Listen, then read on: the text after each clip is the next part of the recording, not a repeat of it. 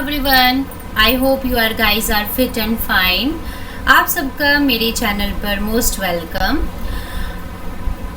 मेरे चैनल पे आप सबको वो चीज़ें मिलेंगी जो आप चाहते हो, क्योंकि मैं इस अपने कॉन्सेप्ट को इस तरीके से रिप्रेजेंट करूँगी जो आपकी स्टडी को इफ़ेक्टिव और इजी बना सके। और ज्योग्राफी तो वैसे भी बहुत इंटरेस्टिंग सब्जेक्ट है, क्योंकि ये हमारा जीता जाता एक ऑब्जेक्ट होता है जिसके बारे में हमें जानना होता है।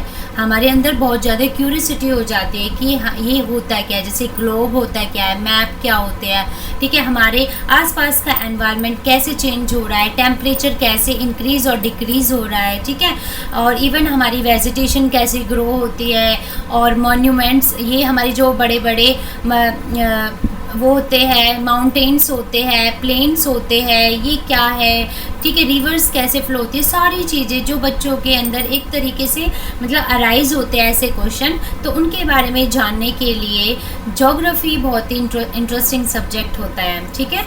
उसी को आज हम करने जा रहे हैं एनसीईआरटी की ज्योग्राफी, जिसका फर्स्ट चैप्टर ऑलरेडी हम कर चुके हैं कंप्लीट एक्सप्लेनेशन के साथ। आज हम सेकंड चैप्टर स्टार्ट करने जा रहे हैं जिसका नाम है ग्लोब, लैटिट्यूड एंड लॉन्गिट्यूड, ठीक है। लैटिट्यूड मीन्स अक्षांश, लॉन्गिट्यूड मीन्स देशांतर।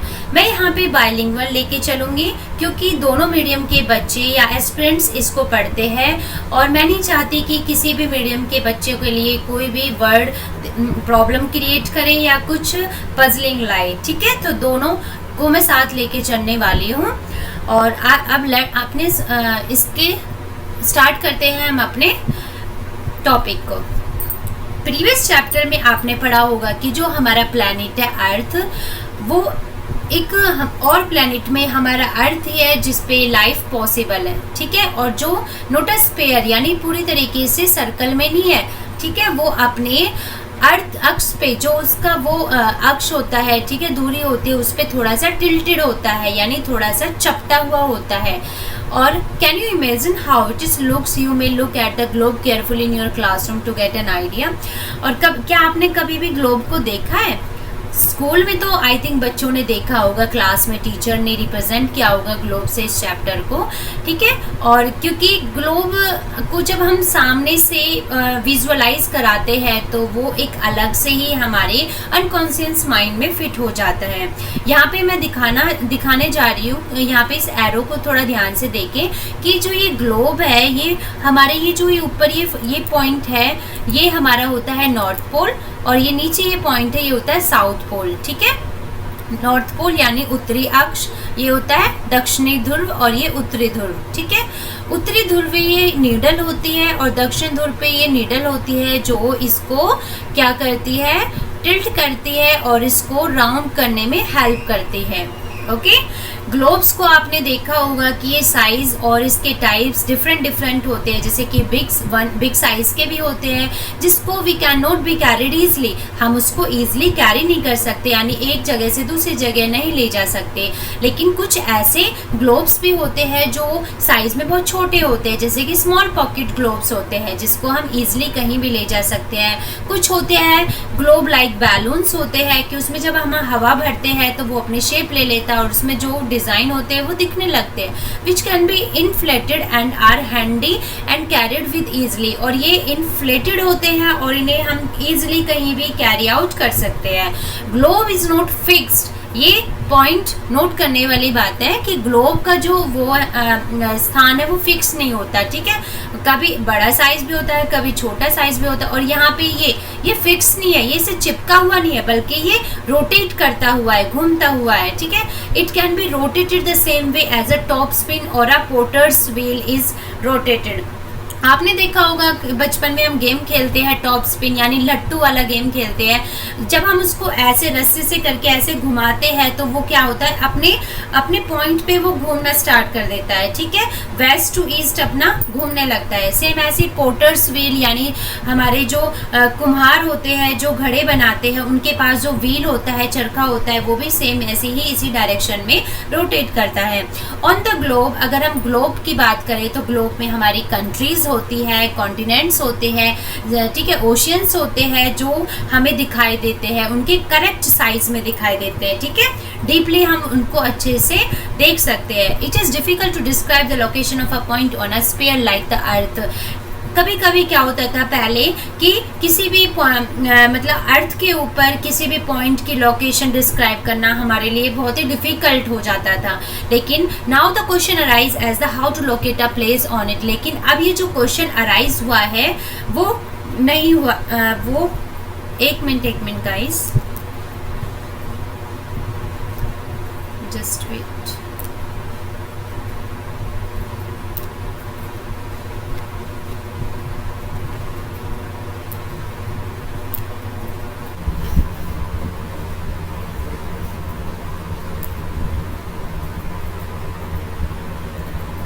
Okay all right. इसमें भी need certain points of reference and lines. हमें क्या होता था कि एग्जैक्ट प्लेस की लोकेशन का पता लगाने के लिए हमें एक सर्टेन पॉइंट्स और एक रेफरेंस की ज़रूरत होती है, ठीक है, जिससे हम किसी प्लेस की लोकेशन यानी उसके स्थान का पता लगा सके। We will notice that a needle is a fix through the globe in a tilted manner. हमने नोटिस किया है, हमने ध्यान दिया है कि जो हमारे ग्लोब पे जो सुई होती है, नीडल होती है, वो एक टिल्टेड मैनर में होती है, ठीक है, टिल्टेड होती है कि मतलब झुकी हुई सी होती है, which is called its axis, जिसको हम क्या कहते हैं, एक्सिस कहते हैं, यानी अक्ष कहते हैं उसको, हिंदी में से अक्ष कहते हैं। ये 2 पॉइंट्स में हमारे ग्लोब्स को क्या करती है, राउंड करने में हेल्प करती है। इसके 2 पोल्स होते हैं, एक नॉर्थ पोल होता है, एक साउथ पोल होता है। नॉर्थ पोल मीन्स उत्तरी गोलार्ध, साउथ पोल मीन्स दक्षिणी गोलार्ध। Okay, the globe can be move around this needle from west to east, जो कि मैं बता चुकी हूँ कि जो ग्लोब होता है वो उस नीडल के चारों तरफ कैसे घूमता है, वेस्ट टू ईस्ट डायरेक्शन में, जैसे कि हमारी अर्थ घूमती है। और एक one thing you have remember that the real earth has no such needle. अगर हम रियल अर्थ की बात करें तो उसके पास एग्जैक्ट में कोई ऐसी नीडल नहीं है, ये बस हमारी एक इमेजिनरी लाइन है जो हमारे उस समय के जो जिन्होंने ज्योग्राफी को अच्छे से स्टडी किया है, ठीक है, या जो साइंटिस्ट थे उन्होंने इसको समझाने के लिए इस तरीके से एक इमेजिनरी लाइन बनाई है, ठीक है। ऐसे ही एक इमेजिनरी लाइन हमारे ग्लोब पे है जिसको हम इक्वेटर कहते हैं, और यही इक्वेटर मीन समझते हैं विषुवत वृत्त। विषुवत वृत्त हमारे ग्लोब को 2 पार्ट्स में डिवाइड करता है, ठीक है, 2 पार्ट्स में डिवाइड करता है। एक होता है हमारा नॉर्थ हेमिस्फीयर, नॉर्थर्न हेमिस्फीयर, और एक होता है southern hemisphere. Northern hemisphere half of the earth होता है, यानी नॉर्थ की तरफ, नॉर्थ पोल की तरफ जो पार्ट होता है उसे नॉर्थ हेमिस्फीयर कहते हैं। साउथ पोल की तरफ जो पार्ट होता है उसे साउथर्न हेमिस्फीयर कहते हैं, यानी उत्तरी गोलार्ध एंड दक्षिणी गोलार्ध कहते हैं। Okay, they are both equal halves, दोनों के बिल्कुल इक्वल पार्ट्स होते हैं। Equator is an imaginary circular line and it is a very important reference point to locate place on the earth. और जो हमारा इक्वेटर है वो आपको पता ही है, ये एक सर्कुलर लाइन है, ठीक है, सर्कुलर लाइन में है इस तरीके से, जैसे आपने कभी ऑरेंज को देखा होगा, तो अगर हम उसके पिल को ऐसे ऐसे छीलते हैं तो इस तरीके से लेयर पे लेयर निकलती है, तो वही इसका एक एग्जाम्पल हो सकता है हमारी इमेजिनरी सर्कुलर लाइन का, ठीक है। All parallel circles from the equator up to poles are called parallels of latitude। कि इस पे जो ये आप ये देख रहे हो ना, नॉर्थ पोल है, ये नीचे साउथ पोल है, ये बीच में इक्वेटर है। इक्वेटर से जो ये हमारी इमेजिनरी लाइन जो हमने ड्रॉ कर रखी है, इनका एरिया बिल्कुल सेम है। देखो यहाँ पे 20 degree north, 40 degree north, 60 degree north, 80 degree north, ठीक है। इनका जो बीच में जो डिस्टेंस है वो इक्वल है। तो उसने बोला है कि ये एक दूसरे के पैरेलल है। ये जो अक्षांश रेखाएं होती है वो एक दूसरे के समानांतर होती है, ठीक है, समानांतर होती है। और जैसे जैसे ये पोल के पास जाती है तो इनका जो इनकी रेखाएं है वो क्या होती चली जाती है, या डिग्री जो कह सकते हैं वो कम होती चली जाती है, ठीक है। The equator represent the 0 degree, जो हमारा इक्वेटर है वो 0 डिग्री रिप्रेजेंट करता है। Since the distance from the equator to either of the poles is 1/4 of a circular round the earth. ये यहाँ पे ये समझने वाली बात है कि जो पोल्स होते हैं हमारे वो 1/4 होता है हमारा पूरा एक सर्कुलर राउंड, यानी अर्थ का एक चक्कर लगाने में उसे कितने वो करना पड़ता है, 1/4 एरिया कवर करना पड़ता है। और 1/4 अगर हम एरिया देखें तो उसे 360 डिग्री में डिवाइड किया गया है, ठीक है। और 360 डिग्री को जब हम 1/4 निकालते हैं तो हमारा 92 पार्ट्स में इक्वल हो जाता है। 90 पार्ट्स हमारे नॉर्थ पोल का और 90 डिग्री नॉर्थ पोल और 90 डिग्री साउथ पोल में हम इसको डिवाइड कर देते हैं, ठीक है। नेक्स्ट इसमें as much all parallels north of the equator are called north latitude. वही जो नॉर्थ पैरेलल लाइन है उसको हम नॉर्थ लैटिट्यूड कहते हैं, यानी उत्तरी अक्षांश कहते हैं। और जो पैरेलल साउथ की तरफ होते हैं उन्हें हम क्या कहते हैं, दक्षिणी अक्षांश कहते हैं। The value of each latitude is therefore followed by either the word north or south, और इन्हें हम डिनोट करते हैं शॉर्टकट में N and S। N means north, S means south, ठीक है। N means north means उत्तर, S means south यानी दक्षिण। For example, both Chandrapur in Maharashtra, India के अंदर एक स्टेट है महाराष्ट्र, उसके अंदर एक सिटी है Chandrapur, and Belo Horizonte in Brazil, South America एक कॉन्टिनेंट है, ठीक है। और उसके अंदर ब्राज़ील और उसके अंदर एक प्लेस है Horizonte, are located on parallels all about 20 degree latitude. ये हमारे किस उसमें है, जो अक्षांश है वो 20 डिग्री अक्षांश पर मतलब एग्जैक्ट वो स्टेबल है। तो लेकिन अगर हम जब इन्हें अच्छे से स्टडी करते हैं तो ये हमारे कहाँ पाए जाते हैं, 20 डिग्री नॉर्थ की तरफ इक्वेटर से 20 डिग्री नॉर्थ एंड इक्वेटर से 20 डिग्री साउथ, ठीक है। We therefore say that Chandrapur is situated at 20 degree north latitude and Belo Horizonte is situated at 20 degree south latitude, ठीक है। जो चंद्रपुर है वो इंडिया में है तो वो नॉर्थ में स्टेबल होएगा, और जो हमारा साउथ अफ्रीका है वो साउथ अमेरिका वो आपको पता है वो हमारे इक्वेटर से नीचे की तरफ है, तो वो हमारे कहाँ पे होगा, 20 डिग्री साउथ लैटिट्यूड की तरफ होगा, ठीक है।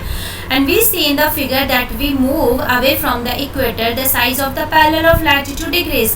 जैसे कि अब ये डायग्राम आप देख सकते हो, इसको मैं अभी समझाऊंगी। इसमें बोला है कि जैसे जैसे ये जो हमारी जो ये लाइन है जैसे जैसे ये इक्वेटर से पोल्स की तरफ जाती है तो ये डिक्रीज होती चली जाती है, ठीक है।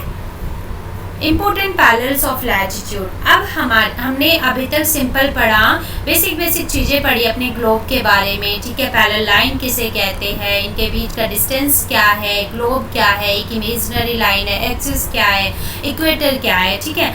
अब हम पढ़ेंगे कि हमारे और भी बहुत पैरेलल ऑफ लैटिट्यूड्स है जिनके बारे में हम पढ़ने जा रहे हैं, और ये बहुत ही इंपॉर्टेंट है और ये एग्जाम्स में आता ज़रूर है, ठीक है। तो बिसाइड द इक्वेटर से हम स्टार्ट करते हैं। इक्वेटर, क्योंकि इक्वेटर ही हमारे इसको ग्लोब को 2 पार्ट्स में डिवाइड करती है। इक्वेटर 0 डिग्री से स्टार्ट होता है। इक्वेटर के ऊपर हमारे ये होते हैं ट्रॉपिक ऑफ कैंसर, ठीक है। ट्रॉपिक ऑफ कैंसर समझते हो, कर्क रेखा, जिसको हमने 23 डिग्री नॉर्थ डिनोट किया है, ठीक है। उसी ऐसे ही जैसे हमारा नॉर्थ में ट्रॉपिक ऑफ कैंसर है, ऐसे ही हम साउथ की तरफ ट्रॉपिक ऑफ कैप्रिकॉर्न यानी मकर रेखा को डिनोट करेंगे 23 डिग्री 1/2 डिग्री साउथ, ठीक है। ऐसे ही आर्कटिक सर्कल जो फ्रिज जोन में है, फ्रिज जोन हमारे नॉर्थ पोल पे भी है, फ्रिज जोन हमारे साउथ पोल पे भी है। हम इनको अभी डिटेल में पढ़ेंगे, अभी बस सिंपल समझो इसे होता है क्या, ठीक है। ट्रॉपिक ऑफ कैंसर के ऊपर हमारा आता है आर्कटिक सर्कल, ठीक है। आर्कटिक सर्कल को हमने डिनोट किया 66 1/2 डिग्री नॉर्थ। ऐसे ही हमने यहाँ पे साउथ पोल की तरफ अंटार्कटिक सर्कल को डिनोट किया है 66 1/2 डिग्री साउथ, ठीक है।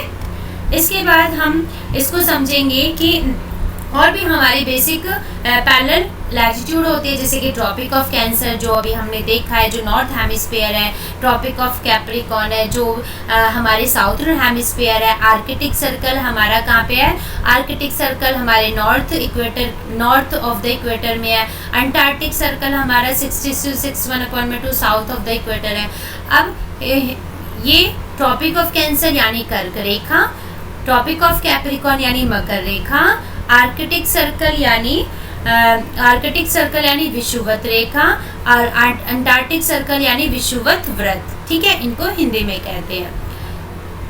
Next, heat zones of the earth. ये ही मेन कॉन्सेप्ट है कि यहाँ पे अगर हमारे यहाँ पे एक सन है, ठीक है, सिंपल अगर हम यहाँ पे सन को डिनोट करें तो सन की जो रेजेस है वो ऐसे डायरेक्ट फॉल होगी, और डायरेक्ट फॉल कहाँ पे होगी, हमारे इक्वेटर पे, और जब इक्वेटर पर सूर्य की रेखाएं सीधी पड़ती है तो यहाँ का जो टेम्परेचर है वो ऑटोमेटिकली ही ज़्यादा हो जाता है, ठीक है, हीट ज़्यादा हो जाती है यहाँ पे। और इसके अगर हम यहाँ की बात करते हैं नॉर्थ टेम्परेट जोन की या फिर साउथ टेम्परेट जोन की, तो यहाँ का जो टेम्परेचर है वो कम होता है, क्योंकि यहाँ जो सन की रेज है वो तिरछी पड़ती है, ठीक है, थोड़ी टिल्टेड पड़ती है, इस वजह से यहाँ का टेम्परेचर कम होता है। यहाँ की वेजिटेशन भी अच्छी होती है, ठीक है।